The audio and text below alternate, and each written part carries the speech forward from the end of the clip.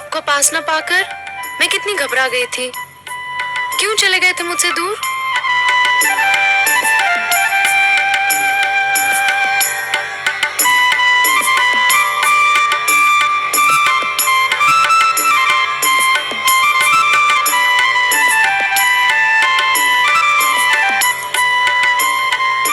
ऐसे क्या देख रहे हैं आप? देख नहीं रहा हूँ देवी, सोच रहा हूँ। क्या कर रहे हैं?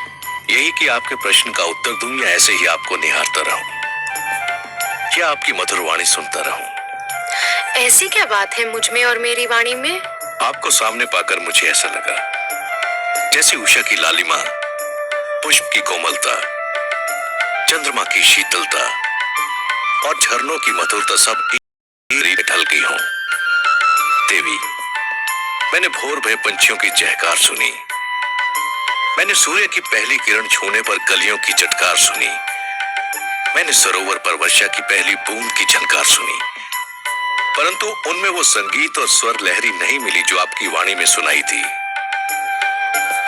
विश्वास नहीं होता कि ये सब क्यों हो रहा है, कैसे हो रहा है। कहीं ये कोई सपना तो नहीं, या सोए आप भी कोई सपना तो नहीं?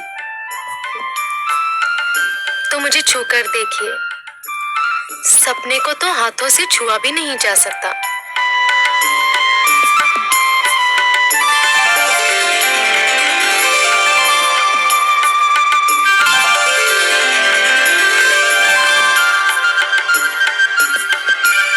अब पता चला कि मैं सपना हूं या सत्य? आप सत्य हैं देवी, सृष्टि का सबसे सुंदर सत्य। ब्रह्मा ने मुझे आपके विषय में बहुत सारी बातें बताई थी, परंतु एक बात नहीं बताई थी जो मैंने अब जान ली है। यही कि आप मेरी संगिनी नहीं, मेरी आवश्यकता भी हो। आपने अधूरी बात जानी स्वामी। क्यों? पूरी बात यह है कि हम दोनों एक दूसरे की आवश्यकता है।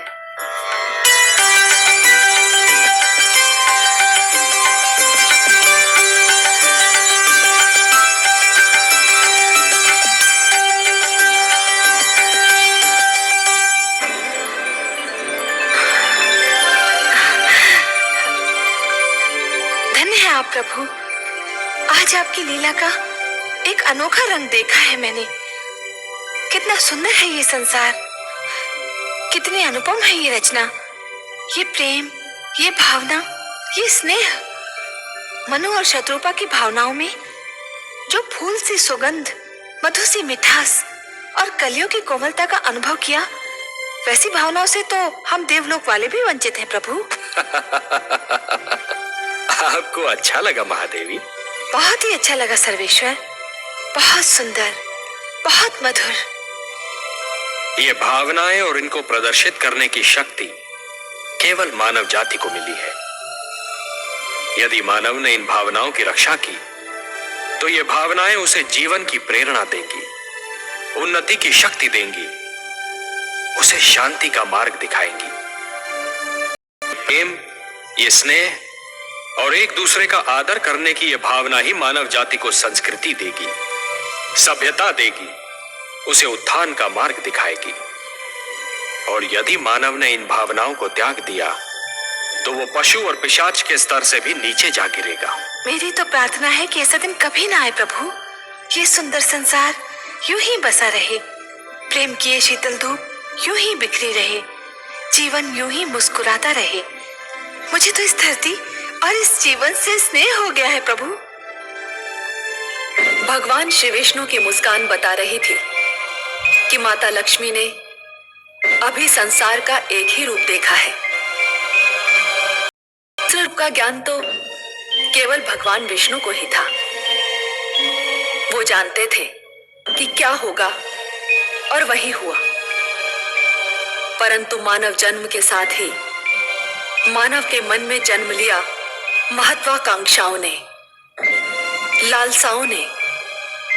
मानव जाति बलवान और निर्बल, छोटे और बड़े, निर्धन और धनवान, राजा और रंक के वर्गों में बंटने लगी।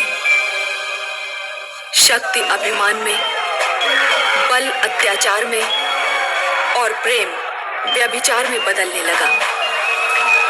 हिंसा भड़क उठी, युद्ध होने लगे। मेरे आंगन में रक्त की बाढ़ आ गई।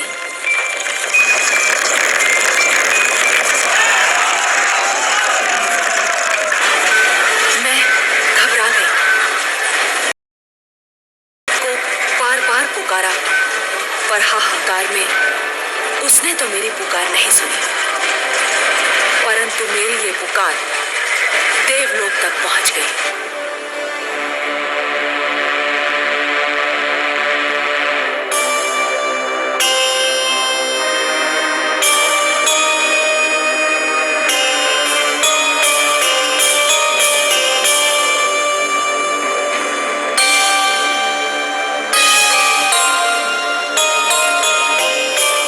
क्या बात है महादेवी?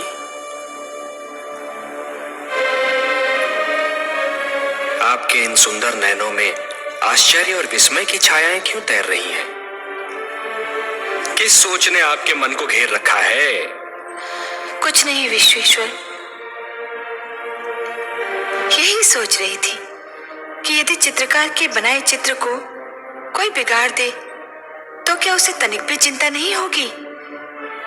यदि कोई शिल्पकार की बनाई मूर्ति को तोड़ने की चेष्टा करे तो क्या उसे तनिक भी दुख नहीं होगा। यदि कोई चित्रकार अपना चित्र किसी को उपहार में दे दे तो उस चित्र को संभालना उपहार पाने वाले का कर्तव्य है। कोई शिल्पकार अपनी मूर्ति किसी को भेंट दे दे तो उस मूर्ति की देखभाल करना भेंट पाने वाले का कर्तव्य है। वैसे हम समझ गए कि आप पूछना क्या चाहती हैं। आप तो अंतर्यामी हैं। लगता है आप हमारी धरती पर घटने वाली घटनाओं से पीड़ित हो उठी हैं। हाँ पद्मनाभ, मैं बहुत दुखी हूँ। क्यों हो रहा है ये सब? क्यों मचा है ये हाहाकार? प्रेम बनाया था तो घृणा क्यों बनाई? जो हो रहा है हो सकता है वो वही हो जो स्वयं विधाता ने लिखा हो। और अपना लिखा तो स्वयं विधाता भी नहीं मिटा सकते ना।